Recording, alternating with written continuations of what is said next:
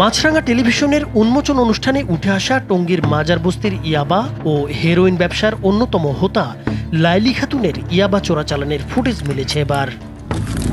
আপনারা একটু দেখেন, যারা এখানে আসছেন আপনারা একটু দেখেন।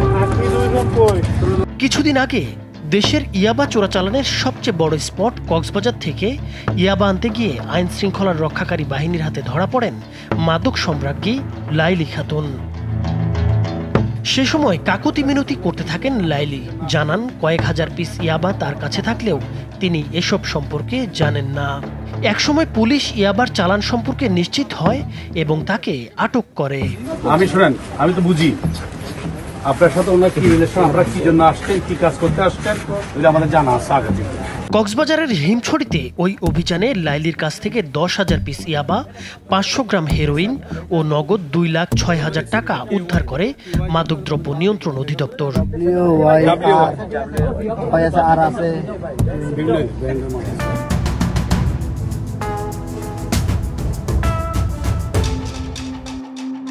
এবার আমাদের লক্ষ্য মাজার বস্তির সবচেয়ে বড় মাদক ব্যবসায়ী দম্পতি লাইলি বেগম এবং আরিফের সেল।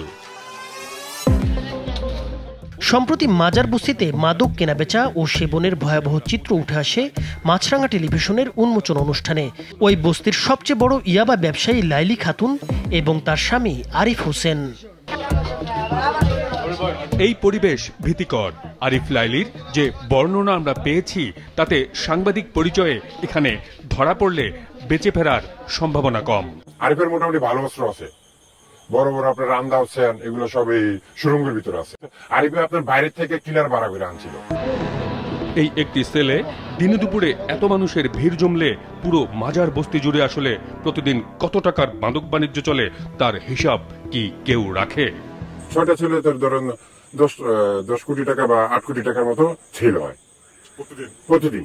সবচেয়ে বেশি ইয়াবার থেকে বেশি আসে হিরোনের টাকাটা। হিরোনটা তো আপনার অনেক অনেক দ্বিগুণ লাভ। 100 গ্রাম হিরোনের দাম হলো 4 লাখ টাকা। ওই 100 গ্রাম হিরোনের ভিতরে মেরি মিলায়, মেরির একটা মেডিসিন আছে, ওই মেডিসিনটা মিলাইলে ওই হিরোনটা হয়ে যায় কতটুকু 200 গ্রাম, 150 গ্রাম থেকে 200 গ্রাম। 100 গ্রামের প্যাকেটটা 4 লাখ টাকা দেখি না, এই 100 গ্রামের প্যাকেটটা বেচে আপনার 50 লাখ টাকা। লাইলি বেগম এবং তার স্বামী আরিফের কারবারের পরিধি সম্পর্কেও জানতে চাই তার কাছে। আরিফেরই কিন্তু 3টা গাড়ি আছে। আগে আরিফে আনতো অন্য গাড়িতে, এখন আরিফের নিজের গাড়ি দিয়ে মাল আনে। পশ্চিমবঙ্গের যে বাস, শ্যামলী বাস আছে 2টা, হানিফ পরিবহনের 3টা গাড়ি আছে এই লাইলির নামে। এটা তবে শুধু মাজার বস্তি নয়, টঙ্গী জুড়ে অন্তত 21টি বস্তি রয়েছে যার 17টি মাদকের হটস্পট হিসেবে বিখ্যাত কিংবা কুখ্যাত। প্রত্যেকটি বস্তির মাদক বাণিজ্যের পরিচালনা পদ্ধতি ভিন্ন।